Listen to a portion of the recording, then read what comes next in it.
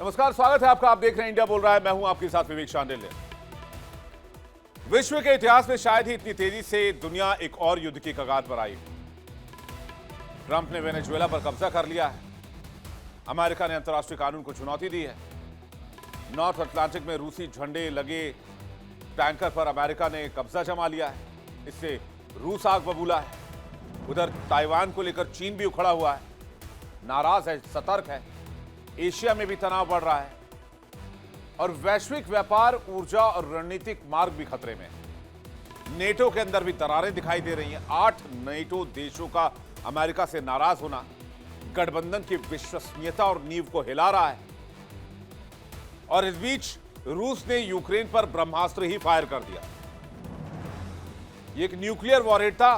गनीमत तो ये थी कि इसमें कोई न्यूक्लियर मिसाइल का, न्यूक्लियर बॉम्ब का इस्तेमाल नहीं किया गया था। पुतिन आवास पर हमले का बदला ओरिश्निक मिसाइल से हमला करके लिया गया। और ये सिर्फ पुतिन के आवास का बदला नहीं है। रशिया ने कहा है कि ये जो ऑयल टैंकर अमेरिका ने कब्जाया है, अमेरिका को यह पता होना चाहिए रूस को कमजोर मुल्क नहीं है। मैसेज क्लियर है। एक और कदम और एक और आक्रामक प्रतिक्रिया, तैयार रहिए थर्ड वर्ल्ड वॉर के लिए। इधर ईरान पर भी तनातनी बढ़ गई है। अमेरिका की ओर से मिडिल ईस्ट में बहुत बड़ी मात्रा में हथियारों की खेप भेजी गई है और सैनिकों को अलर्ट कर दिया गया है। खबर यह है कि ईरान को अमेरिका और इजराइल टैकल कर सकते हैं। और इस बीच कई मुल्कों के बीच तनातनी, हथियारों की दौड़, कूटनीतिक विफलताएं, ग्रीनलैंड पर कब्जा करने की कोशिश, जिसमें डेनमार्क ने कहा कि ग्रीनलैंड पर अगर अमेरिका ने कब्जा करने की कोशिश की तो नेटो खत्म है। ऐसा लगता है इतिहास खुद को दोहरा रहा है। First world war, second world war, एक छोटा सा गलत निर्णय और एक अप्रत्याशित घटना पूरी दुनिया को इस वॉर में झोंक सकती है। पूरी दुनिया देख रही है कौन आगे बढ़ेगा, कौन पीछे हटेगा, कौन क्या फैसला लेगा, कौन कौन से मिसाइल दागेगा। और वॉशिंगटन में 51 साल के बाद अमेरिका का डूम्सडे विमान देखा गया है, जिसे अमेरिकी राष्ट्रपति परमाणु वॉर के समय में इस्तेमाल करते हैं। यह परमाणु वॉर से भी अमेरिकी राष्ट्रपति को बचा सकता है। चल क्या रहा है? आज इसी मुद्दे पर सबसे बड़ी डिबेट। दुनिया इस वक्त इतिहास के सबसे खतरनाक मोड़ पर खड़ी है। ट्रंप ने वेनेजुएला पर कब्जा कर लिया है। कुछ पॉइंट्स मैं आपको बता रहा हूं। हालांकि हमारा मकसद आपको डराना नहीं है, आपको सचेत करना है, आगाह करना है और पल पल बदलती दुनिया से आपको अपडेट करना है। अब अमेरिका ने वेनेजुएला पर कब्जा किया तो लैटिन अमेरिका में तनाव चरम पर है। लेकिन यह कहानी का सिर्फ एक पहलू है। इसे आप शुरुआत के तौर पर देख सकते हैं। अगर डोनाल्ड ट्रंप के विजुअल्स है तो बैकग्राउंड में उसे जरूर रखिए पीसीआर। अभी नॉर्थ अटलांटिक में क्या हुआ? रूस का जो झंडा था वो एक टैंकर पर लगा हुआ था और उस ऑयल टैंकर को अमेरिका ने सीज कर दिया। और ऐसे एक नहीं 5 जहाज अमेरिका ने कब्जाए हैं। अब मॉस्को और वॉशिंगटन के बीच तूफान खड़ा कर दिया। चीन भी खड़ा है, नाराज है, सतर्क है। बीजिंग ने चेतावनी दी है कि अगर किसी भी तरह से उनके हितों को खतरा हुआ तो वो कड़ा जवाब देंगे। चाइना कह रहा है हम पहली गोली नहीं चलाएंगे, लेकिन दूसरी गोली चलाने के लायक छोड़ेंगे भी नहीं। इस तरह की बयानबाजी की जा रही है। और इसी बीच रूस ने, पुतिन ने सबसे भयंकर मिसाइल का इस्तेमाल कर दिया है, न्यूक्लियर मिसाइल। गनीमत यह है कि इसमें न्यूक्लियर वॉरहेड नहीं था। इस मिसाइल का नाम है ओरेश्निक, जो मैक 10 की स्पीड से चलता है। और अमेरिकी राष्ट्रपति डोनाल्ड ट्रंप ने कहा है कि वो ग्रीनलैंड को कब्जाने जा रहे हैं, चाहे इसके लिए जो भी करना पड़े, क्योंकि रशिया और चाइना वहां पहले से अपने डिस्ट्रॉयर्स के साथ मौजूद है। इसलिए ग्रीनलैंड को छोड़ा नहीं जा सकता है, नहीं तो रूस और चाइना कब्जा कर लेंगे। हालांकि यह दलील खोखली है, आप इसे बहाना कह सकते हैं, लेकिन अग्रेशन है। ट्रंप कह रहे हैं कि अमेरिका ग्रीनलैंड को इसलिए कब्जा करेगा क्योंकि रूस और चाइना को रोकना होगा। आप खुद वो बयान सुनिए। We need Greenland for national security. And if you take a look at Greenland, you look up and down the coast, you have Russian and Chinese ships all over the place. We need it for national security. We have to have it. And he wanted to lead the charge. So we're making him, Marco, today, a special envoy to Greenland. Greenland's a big deal. I would like to make a deal, the easy way, but if we don't do it the easy way, we're going to do it the hard way. And by the way, I'm a fan of Denmark too, I have to tell you, and they've been very nice to me. I'm a big fan, but the fact that they had a boat land there 500 years ago doesn't mean that they own the land. By the way, and NATO's got to understand that. I'm all for NATO. I saved NATO. If it weren't for me, you wouldn't have a NATO right now. World war की भयंकर संभावना बन रही है अगर इस बयान को आप समझें और जो पॉइंट्स मैंने आपको बताए उनको आप कनेक्ट करें। रक्षा जानकार मानते हैं कि सिर्फ सैन्य कार्रवाई नहीं है, वैश्विक शक्ति परीक्षण है। और ये जो तस्वीर आप देख रहे हैं ये अमेरिका का डूम्सडे विमान है। इसके बारे में भी आपको बताएंगे। 51 सालों में पहली बार नजर आया, जिसे न्यूक्लियर वॉर के समय अमेरिकी राष्ट्रपति को सुरक्षित रखने के लिए इस्तेमाल के लिए बनाया गया है। खैर, इस पर आए, लेकिन उससे पहले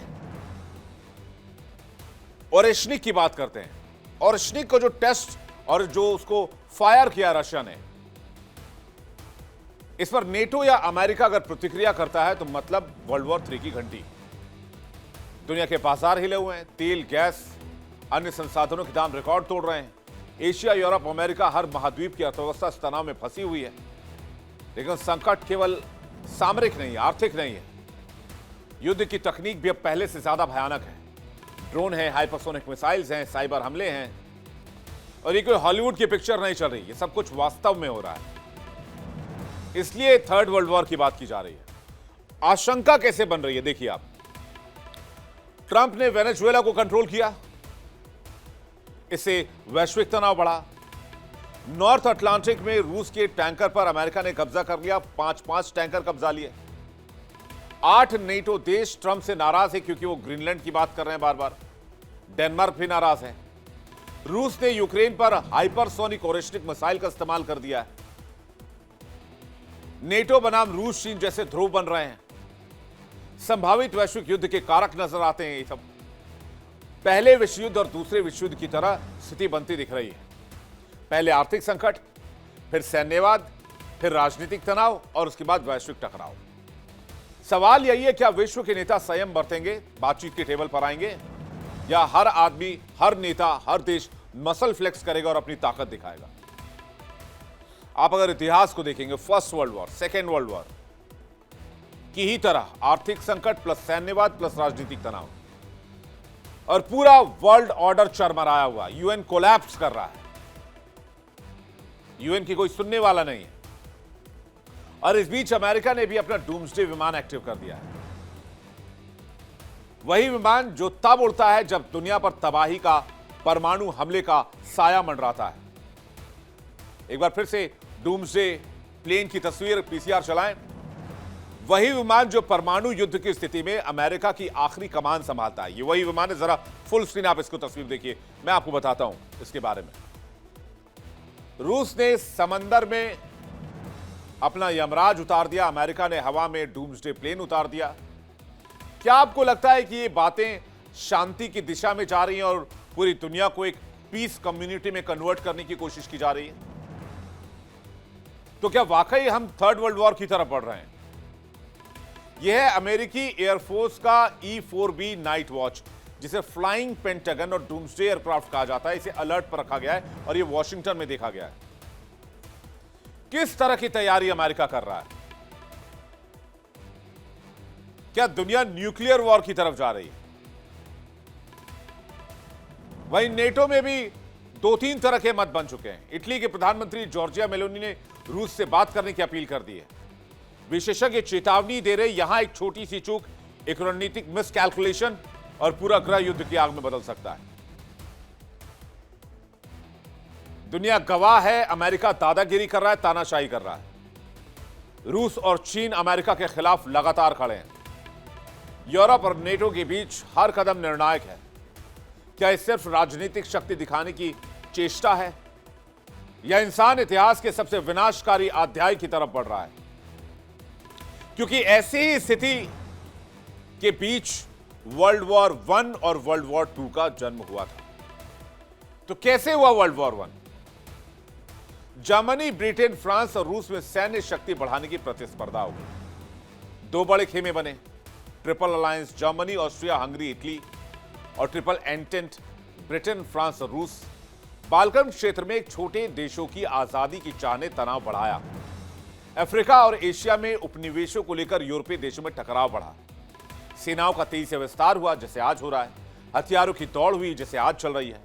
युद्ध को समाधान मानने की सोच नजर आई, जैसे आज अमेरिका कर रहा है। ऑस्ट्रिया, हंगरी और सर्बिया के बीच दुश्मनी चरम पर पहुंच गई। 1914 में ऑस्ट्रिया हंगरी की युवराज फ्रांज फर्डिनेंड की सर्बिया समर्थक युवक ने गोली मारकर हत्या कर दी। यह एक सिंगल बुलेट वर्ल्ड वॉर 1 की सबसे बड़ी वजह थी, जिसके बाद ऑस्ट्रिया ने सर्बिया पर हमला कर दिया। गुटबंदी के कारण देश एक दूसरे में खिंचते चले गए। फ्रांस, जर्मनी, ब्रिटेन, रूस सब युद्ध में शामिल हुए। युद्ध वैश्विक बन गया। Trench warfare, machine gun, gas attack, लंबा और विनाशकारी युद्ध चलता चला गया। फिर कहां ये किसी के कंट्रोल में था। जमकर तबाही मची, खून की नदियां बही, खतरनाक मंजर था, लाखों लोग मारे गए। और वर्ल्ड वॉर 1 खत्म होने के बाद आर्थिक संकट गहरा गया। दुनिया ने आक्रोशित होकर युद्ध तो कर लिया, लेकिन इसका परिणाम वर्षों तक भुगतना पड़ा। इसे लोग जूझते रहे। फिर भी लोगों ने इतिहास से सबक नहीं लिया। फिर वही गलती दोहराई और दुनिया वर्ल्ड वॉर 2 के दहलीज पर आकर खड़ी हो गई। अब वर्ल्ड वॉर 2 कैसे हुआ? पहले विश्व युद्ध के बाद जर्मनी पर भारी दंड, अपमान और आर्थिक बोझ लादा गया। इससे जर्मनी में नाजीवाद बढ़ा। अगर यह नहीं किया हुआ था, सैंक्शंस नहीं डाले गए होते, तो जर्मनी में नाजीवाद नहीं बढ़ता। जैसे ही जर्मनी में नाजीवाद बढ़ा, या वहां बदले और विस्तार की नीति बनी। और इसी में उदय होता है एक ऐसे नेता का जिसका नाम था हिटलर। महामंदी ने बेरोजगारी बढ़ाई, कट्टर राष्ट्रवाद को हवा मिली। जर्मनी, इटली और जापान एक धुरी बन गए, एक एक्सेस बन गए। यूरोप और एशिया में तेजी से सैन्य विस्तार की तैयारी हुई। जर्मनी का विस्तारवाद, ऑस्ट्रिया का विलय, चेकोस्लोवाकिया पर दबाव, ब्रिटेन, फ्रांस की नरमी नीति, हिटलर को रोकने में शुरुआती ढील। 1939 में जर्मनी ने पोलैंड पर हमला कर दिया। ब्रिटेन और फ्रांस ने जर्मनी के खिलाफ युद्ध घोषित कर दिया। यूरोप से फैलकर यह एशिया तक युद्ध पहुंच गया और अमेरिका तक भी पहुंच गया, जिसके बाद सेकेंड वर्ल्ड वॉर ने आकार ले लिया। और आज भी सिचुएशन बिल्कुल सेम है। अमेरिका वेनेजुएला इन्वेड करने के बाद उधर ग्रीनलैंड की तरफ जा रहा है, इधर ईरान की बात कर रहा है। चीन ताइवान की बात कर रहा है। भारत के इर्द गिर्द भी तनाव की स्थिति है। रूस और अमेरिका के बीच तनाव है। रूस यूरोप के बीच तनाव है। रूस ने ओरेस्टिक मिसाइल को फायर करना शुरू कर दिया, जो इंटरकॉन्टिनेंटल बैलिस्टिक मिसाइल भी है और हाइपरसोनिक है। तो दुनिया के नागरिकों के लिए सतर्क रहने का समय है। हर निर्णय, हर कार्रवाई वैश्विक भविष्य को तय कर रही है और यही वास्तविकता है। वर्ल्ड वॉर 3 कोई कल्पना नहीं है और ये कोई मैं जो जानकारी दे वही कोई वॉर मॉन्गरिंग नहीं है। यह संभावित स्थिति है और हर सेकंड की देरी इसके जोखिम को और बढ़ा रही है। हर मनमाना कदम इस संभावना को और बल दे रहा है। खासकर अमेरिका, रूस, यूक्रेन, यूरोप, चाइना। तो क्या दुनिया एक बड़े युद्ध की तरफ खींची जा रही है? बातचीत करने के लिए इस वक्त हमारे साथ मेहमानों का एक बड़ा पैनल जुड़ रहा है। मेजर जनरल अनुज माथुर हमारे साथ जुड़ रहे हैं, रक्षा विशेषज्ञ कर्नल संजीव मलिक हमारे साथ जुड़ रहे हैं, भू राजनीतिक विश्लेषक हैं कर्नल जयेश सोढ़ी हमारे साथ जुड़ रहे हैं, विदेश मामलों की जानकार हैं ग्रुप कैप्टन यूके देवनाथ हमारे साथ जुड़ रहे हैं, और मल्लिका पांडे हमारे साथ जुड़ रहे हैं, विदेश मामलों की जानकार। आप सभी पैनलिस्ट का बहुत बहुत स्वागत है और दर्शकों आपका भी एक बार फिर से बहुत स्वागत करते हैं।